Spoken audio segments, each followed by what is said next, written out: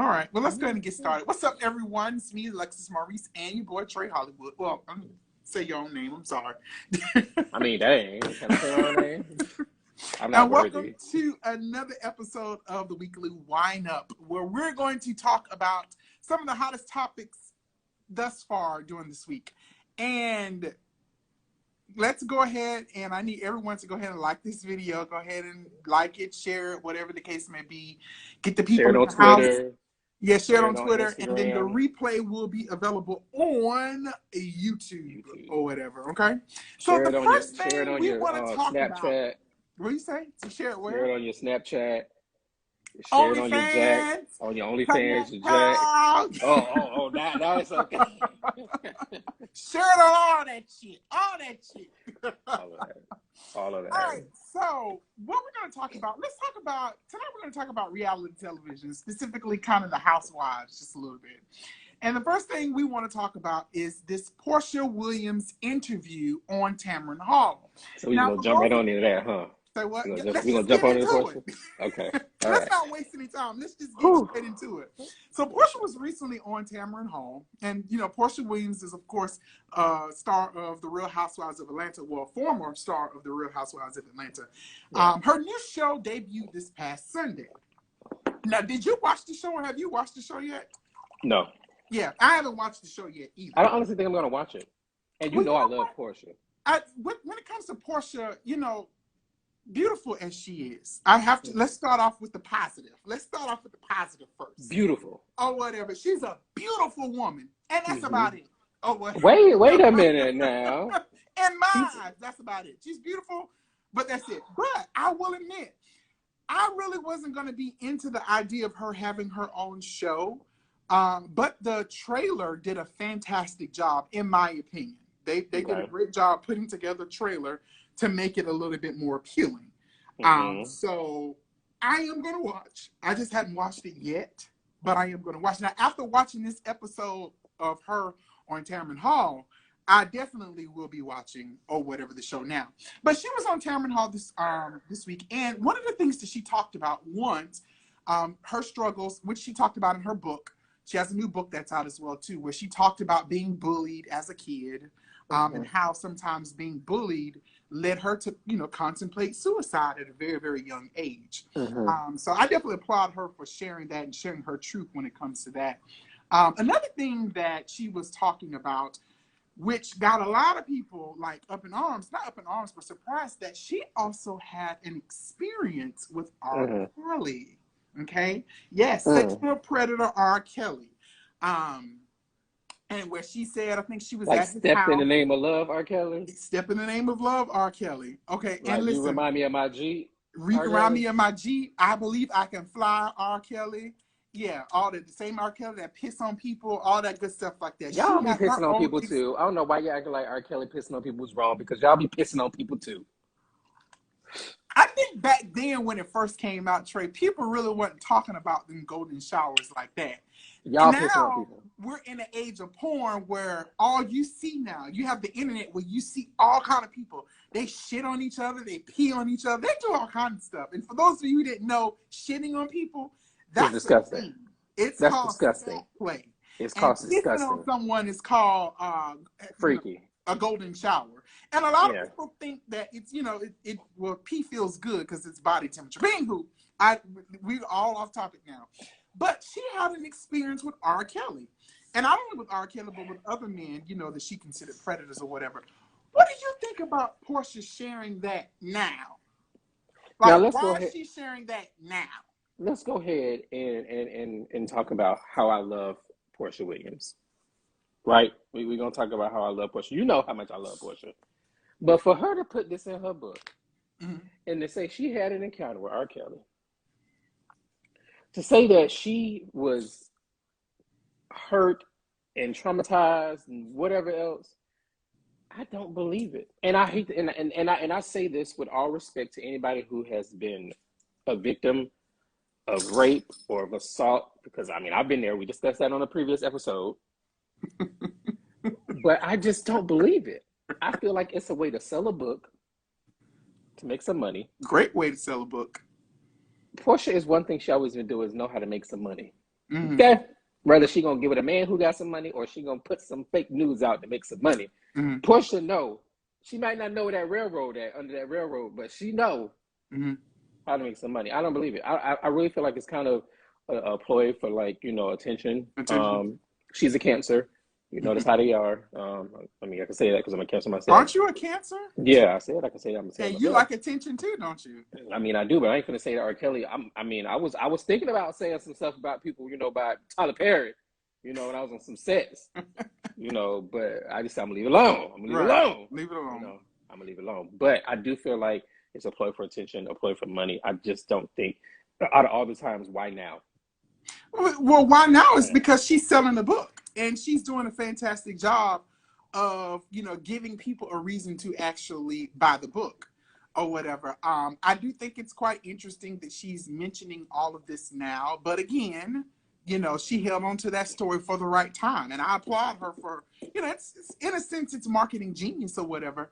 I don't know though if I think I'm kind of with you a little bit. I'm not saying that what she experienced isn't necessarily true, but Porsha just she loves attention. She loves to seek attention and things of that particular nature. Now, also when it comes to her new show, so they were talking about the first episode where they were talking about her relationship with Simon. Now, first question is, and for those of you who don't know, Simon, of course, is Porsha's now fiance that she met through her once friend or not friend, Fallon, who just had a baby. Congratulations to Fallon. But Trey, do you think, just backing up, how do you feel about Porsha dating Simon? What do you feel about that? Do you think she crossed the line as a friend, like she crossed that friend zone line when it comes to dating your man? Remember, we've had conversations before when I've had ex-boyfriends and you had continued to be friends with them. Mm-hmm. I never dated any of them, though. But I'm saying, how did I feel about that? Well, I mean, yeah, you felt some type of way, but Trey, so that you isn't the same line. But the thing, though, even when it comes to your exes, you introduced those people to me, and you want me to be friends and form friendship with them. While I'm with them. While but I'm when with you them. broke, no, but you that's why you got to be clear about who you bring around. Clear. Or whatever, you're bringing lovers around. That's a whole nother conversation. That's a whole nother topic. What I'm saying to you is that because I say that to you, that's the same way I feel about this. You don't come into these super house, that is your friend, and then you end up being with her husband.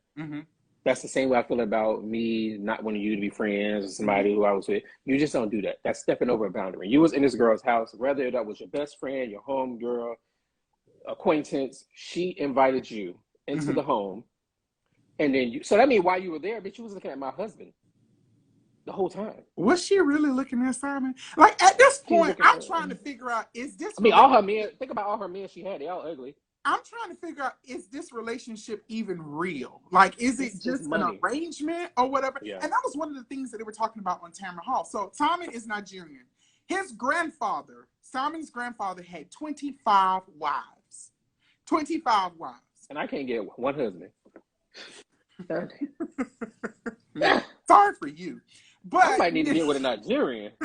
Maybe so, or whatever. But this man had 25 wives. So is it like logical to think? Is Porsha setting herself up for failure by marrying this man? Like, do you think he's going to be faithful to her? She set herself up to be successful. And I say that financially.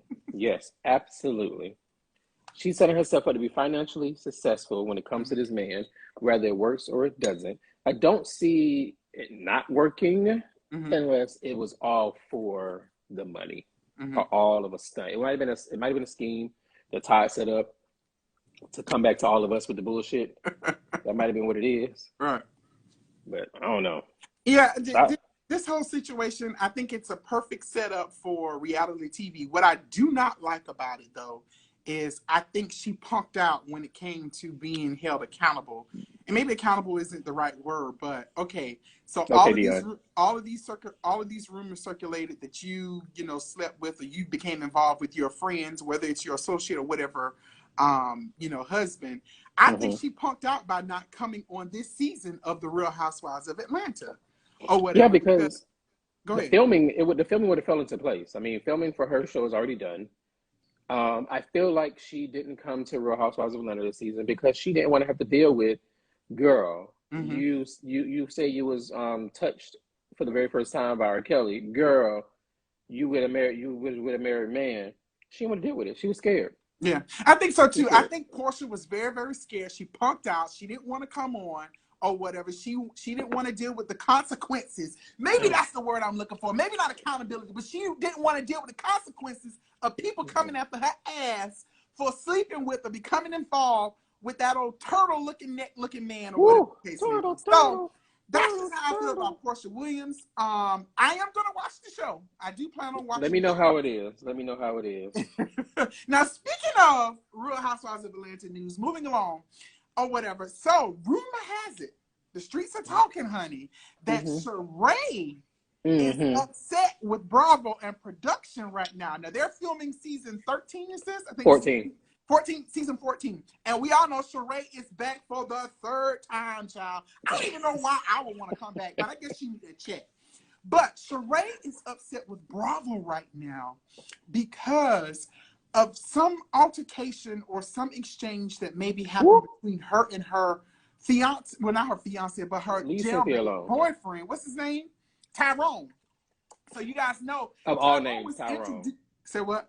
Of all names, Tyrone. Of all names, Tyrone. So Tyrone was introduced a couple of seasons ago. He was Sheree's boyfriend that's in jail. Well, he's out of jail now and he's filming.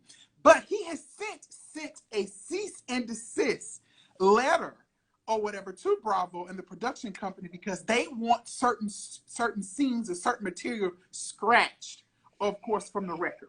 Because there's a possibility that some of the things that were said and that happened could lead to him possibly being back in jail. Now, everyone is thinking now, if this is happening, Sheree's storyline has now gone to hell. There's no purpose of her coming back because that's what people wanted. So what do you think, Trey? Do you think, one, she's wrong or he's wrong for trying to get the content scratched? But two, do you think she's going to have a future now on the show?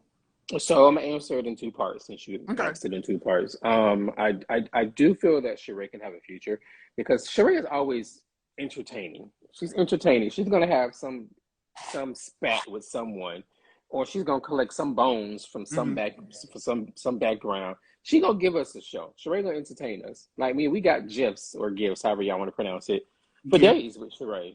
But the thing is, okay, the idea of the show is you want to have your relationship or your messiness or your situations with the girls. Right. But then you also have your standalone issues, your standalone storyline. With Tyrone out of the picture, so we still ain't got them damn sweatsuits, them jogging suits line. Like, so what is her purpose on the show then, Trey? Bravo is going to find a way to actually talk about the topic without actually being directly on the topic. They're going to talk about the topic. So I can kind of get why he probably don't want to because it might be violating some of his shit that he probably ain't supposed to be on TV. Well, I don't think that's the case.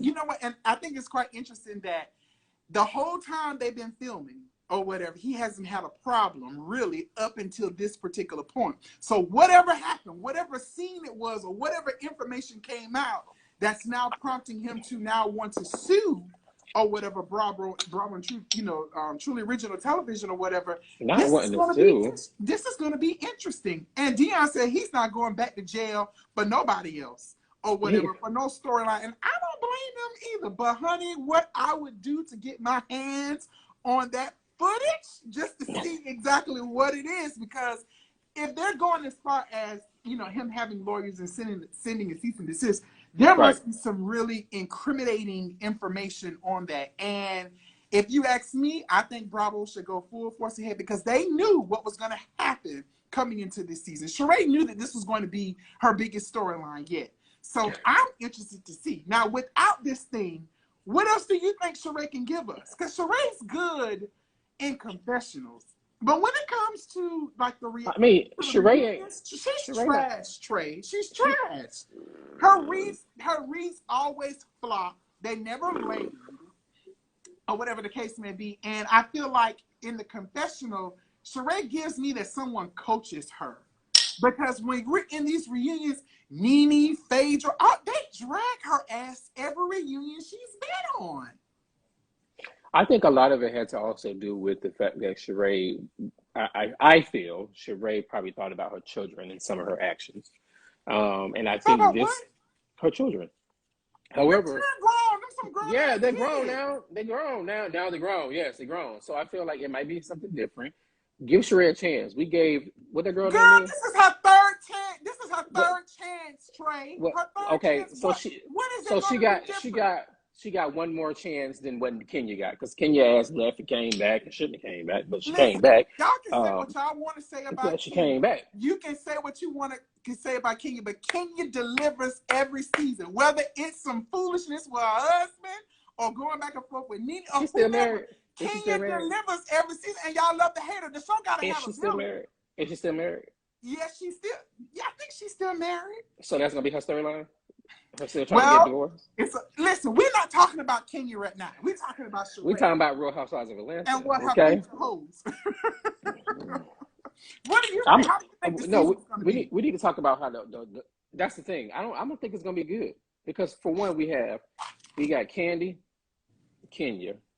First of all, we don't have the exciting people. Porsha, Nene. Portia's not exciting. What? Anyway, go ahead. Carry on.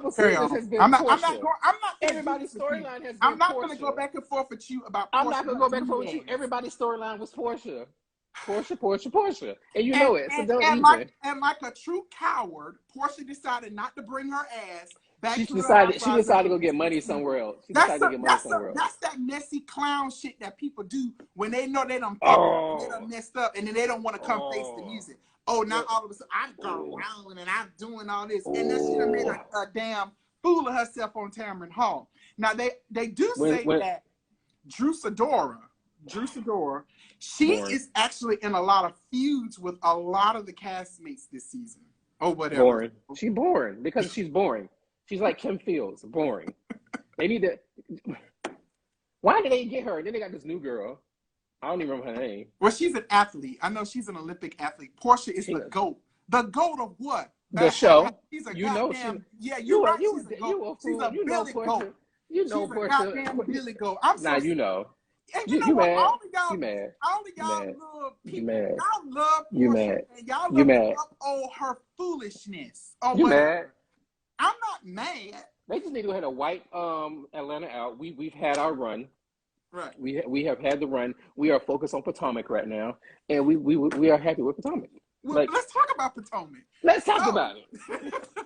So Nicki Minaj just completed part 4 of the Real Housewives of Potomac reunion or whatever. So for those of you who don't know, Trey and I actually appeared on a panel online show called Bro Chat. We were separately, but we were never together. And that one night we were trying to get together, it just didn't happen. Right. Or whatever. But I was on the recap of episode 1, reunion part 1 and 3. Trey was on part 2. So what do you think overall of Potomac? Potomac this season was amazing. It was without a doubt drama filled, emotional filled. Mm-hmm. It was like looking for. It was kind of like you wish it was on Netflix, so you could just binge watch the whole season. Mm-hmm. That's just kind of what I got of it. But it was such a great season. It's some people that just got on my fucking nerves, but you know. I think these ladies have continually delivered season after season after season. And every season it gets better and better and better. And one of the things that I talked about on Bro Chat was I love these women. I love their dynamic because they can go at each other. Karen and Giselle, the two, leaders, the heads of the show, they can go at each other. They can come to reunion. They can mend fences or agree to disagree, hit the reset button, and start all over again. That's like you and I. For another season. They have a great working relationship. These other women, on Atlanta, sort of kind of, they get to the point where they can't stand to be in each other's room and in each other's presence, and they can't work with each other. I think Potomac ladies understand the assignment clearly. Now, absolutely. I can't stand Candace. I do not like Giselle or whatever. I really like Robin. I feel that Robin is one of those ones. She's in Giselle's shadow all the time. Robin has a really good story and really good content, but for whatever reason, they like her to be that Cynthia or kind of that sidekick to Giselle. You're crazy. You're crazy. Or whatever. But nobody can beat the Grand Dame.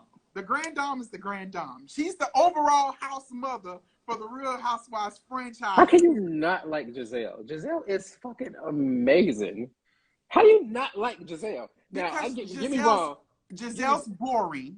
She's always in someone else's business or whatever. She's always trying to dictate what the other ladies should be doing in their relationships. But her relationship has been not once, but twice. See, the way that people take Giselle inquiring about their relationship. It's not inquiring. It's inquiring. It's like you and I having a conversation about Trey. You know, how's that thing going with that guy you were talking to? You know, that's kind of how it is. But no, people want to twist it and be like, guess what? With you, just like Giselle, nothing, absolutely nothing is going on. It ain't my fault. It ain't my fault. It ain't my fault that these boys that claim to be men. Well, hopefully you're not boring like Giselle is boring Tavoris Hammy or whatever. Definitely not boring. Far from boring. Far from that. but you know, Giselle, I just can't get into Giselle. I like the new girl Mia. I really, really enjoyed her or whatever because I think these ladies got rid of Monique and they thought they was gonna be able to bring in somebody else. Y'all stop laughing. What? At what? What are they laughing at? They laughing at, I don't know what you said. I said probably what you said because you're always coming for me. Always coming for me. Stay coming for me. Sorry, because I'm the Grand Dame. That's why. You what? The Grand Dame. Who? The Grand Dame of what? But I don't understand why people always think that. You're the Grand Dame of who? Huh? Right. See, there you go. Who said that? Don't you make me shake this table. Shake the goddamn table, bitch. Shake the damn table. No, but I don't understand why people always... Says, oh my God, he's shaking the table. But I don't understand why people always have something to say about Robin's friendship with Giselle and why they feel like she's like... First of all, the whole lesbian thing stuff, like, y'all just need to understand what real friendship is. Like, if I had a friend like that and people are constantly coming at her about how he dressed, or how she dressed, like, why is that important? If my friend is comfortable in what he or she is wearing, then shut the fuck up about it. But I think the problem is she be riding for Giselle when Giselle be wrong, or whatever the case may be. Well, because that's what a friend do. Now, a friend also would say, let me tell you, in front of everybody, I'm gonna have your back. But when it's just you and I'm like, look, you are wrong. Mm-hmm. Like, you know, you got to do this. And y'all don't know what Robin does when it's just her and Giselle and the conversations they have.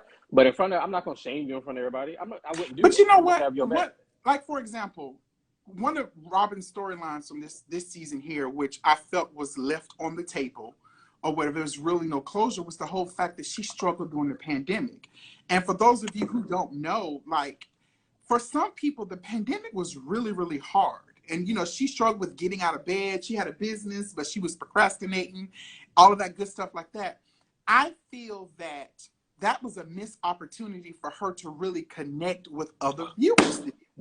Wow. Because I know in the beginning of the pandemic, for me, I struggled just a little bit or whatever. I had to go back home, you know, for like a week and stay with my mama and, you know, get myself pull myself together. You know, put my big girl drawers on or whatever the case may be. But I think, you know, even with her and Juan, how they lost everything and then they're back now and then this whole wedding that I really think is never going to happen. But I had to realize. So then, go ahead. So what? No, I was just saying how do people were coming in. I think that when it comes to Robin, I do believe that sometimes marriage isn't just for everybody. I think whatever her and Juan has, whatever works for them. Whether they want to get married again, that's on them. But they are together. They have a safe, secure household from everything that we can see. They're rebuilding their finances and stuff like that again. Let them people be great. Let them be absolutely great. But before we get off of this Real Housewives topic, let's talk about the reunion and Nicki Minaj.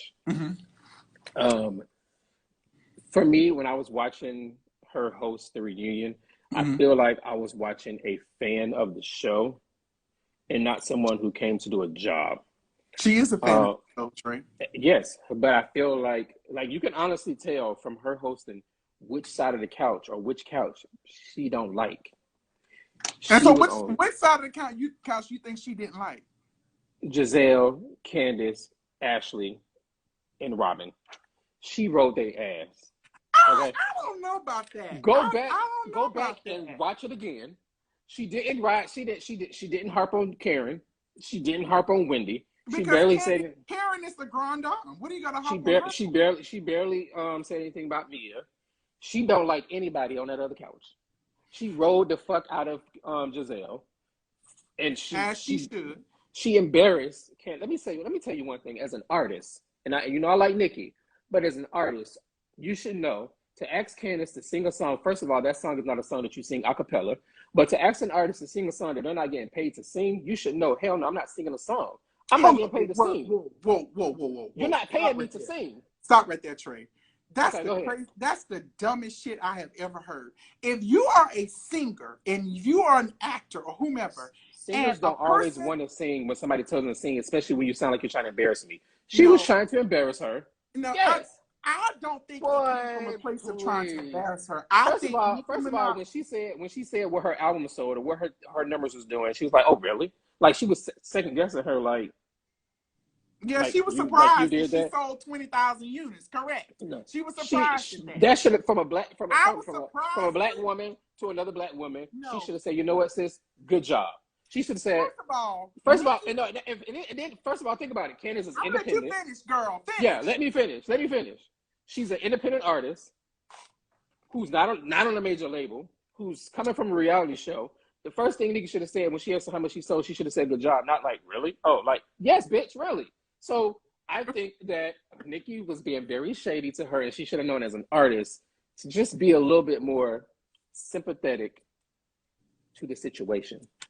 Wrong! And here's where I'm going to tell you you're wrong. If you are an artist and you are a independent artist like she is, and she wants to be, she want to be put on even more. She's out here, she's grinding, she's working.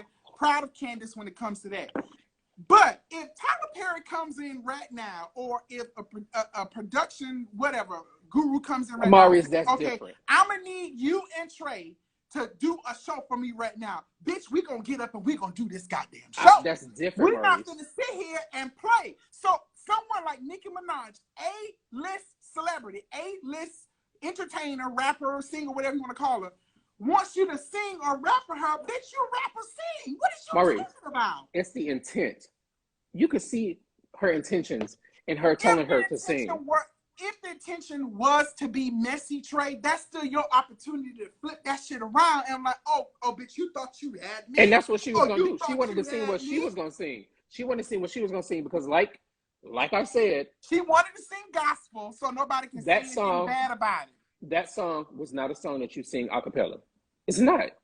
But guess what? She did it. And guess what? Everybody clapped. Everybody congratulated her. She actually didn't sound too bad. I'm not a fan of Candace. But at that point, I was okay. You know what? She did sound okay. I'm all right with that.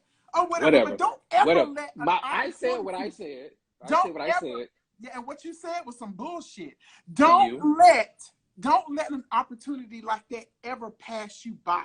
No, you can ruin your brand. You can ruin your whole thing by doing something like that. If you're confident in your skills, your abilities, there's always a 50% chance that somebody's gonna like you and somebody isn't gonna like you, or whatever. Focus on the people who do like you, or whatever. And let it run. I am proud of her that she did sing because I didn't think that she would, but it should not have taken all of the ladies on both couches to tell her, do it, sing the song, sing your song. What you gonna sing somebody else's song? Sing your goddamn content, bitch. That's all I have to say. Next. What else is going on? What else is going on? Are you mad? Are you upset? Let's talk about your other girl. Who? Let's talk about Wendy Williams. Let's talk about Wendy Williams. Auntie. You want to talk about Wendy? Auntie. Let's talk about Auntie. And we gotta go, bitch. I gotta go to work. You know what? I'm at work now. No. Listen, so everyone knows that where the hell is Wendy Williams? Wendy Williams has been missing from her, I think it's 13th season, if I'm not mistaken. Lucky number 13, but she's been missing since the premiere of her show. The show coming back for this season was a month late, And since they've been back, they've been having a swarm of guest hosts. Dion is a fool. Dion is an entire fool. Leah Remedy, Whitney Cummings, Sheree Shepherd, Jerry Springer and Steve, Michael Rappaport, Remy Ma, and Fat Joe, and of course the Hot Topics panel. Now, Wendy is actually away dealing with some health issues. It's being said that she has lost all feeling to her feet and that she can't walk and that she's confined to a wheelchair. Them big ass feet. Also, she lost feeling in them big ass feet. Now I know a part of them big ass feet. She got some feeling in the big ass feet. What you're not gonna do? I know she got some feeling. So she got feeling in the toes. About my auntie, honey. How about the heel? You're not gonna do it. How about the heel of the feet? But she suffers from thyroid disease or whatever, and then she also suffers from Graves' disease. So she's lost all feeling to her leg, allegedly. And it's being said that she's suffering from dementia or early stages of dementia. But her brother has now come out and said that that's not true. But Wendy's been missing. I'm sending, as Charlamagne says, I'm sending positive and healing vibes to Auntie Wendy because I want her to get well. And we need her back on the show. Because these guest co-hosts, honey, some of them is just not cutting. Well, ain't Sheree Shepherd coming back? She is coming back. Sheree the ratings was actually higher. The highest the whole season, which is, I don't understand why they invited Leah Remedy and her sidekick, Michelle, whatever, back for almost 2 weeks. I don't understand that. Sheree Shepherd was phenomenal. The ratings were through the roof. Sheree understands the assignment. Leah and her friend want to sit up there and talk about, you know, what they ate the night before, which is good. Wendy does that sometimes. But honey, we want to talk about the hot topics. Let's get we want to chew. They need to put you and I on there. You know what? I'm gonna see what I can do. I'm gonna see if I can submit an application or something to get us on there. Start the campaign. Because baby, I told you, it will be juicy. Have you been watching the show though? So I haven't watched every episode of it, but I've caught people that I wanted to see on the show because everybody I don't want to see. Right. I don't want to see, but some of the stuff I have watched. I'll go back and I'll watch it because sometimes I'll come home on lunch and watch it. But yeah, I've watched some of the episodes, but I ain't watch all of them. Yeah, I don't think that, you know, I'm not going to say there's some prejudice going on, you know, but I do feel that. Let me write that word down. Some of those people don't understand the assignment when it comes to putting people in that chair. Sheree Shepherd understands the assignment. Go back and watch Remy Ma and Fat Joe. Those 2 days, they did a phenomenal job. They did a great job. So I enjoyed watching them as well, too. Those are really the only two. I don't understand why they have not gotten Tamar over there to fill in for Wendy. I don't understand why Jason Lee, well, he has been called. And I didn't call Karamo. And he was going to bring some other people with him. But for whatever reason, the producers opted not to go that route.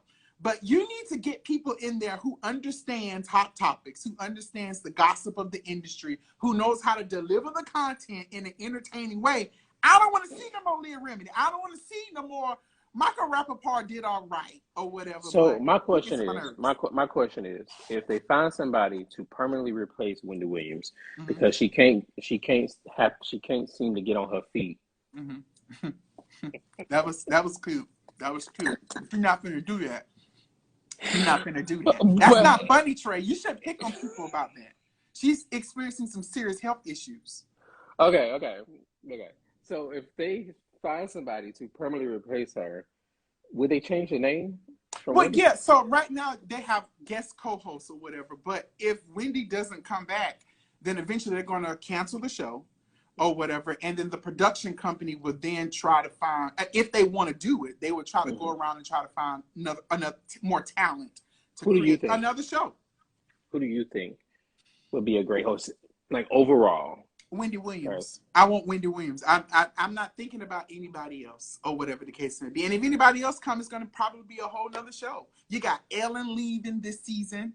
Or whatever, this is her last season, and you got Wendy Williams, who we're not sure. I'm hoping Wendy comes back in the new year. You know who I think would be good? Who?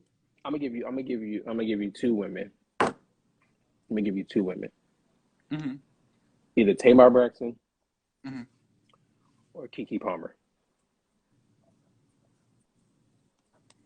But to do what Wendy does, yes, nobody.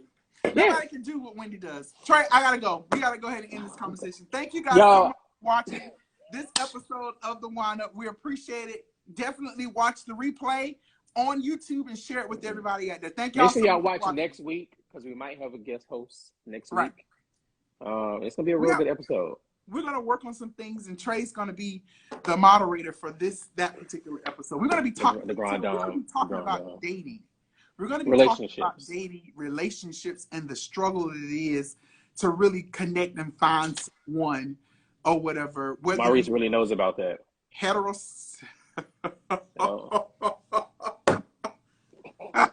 You got me.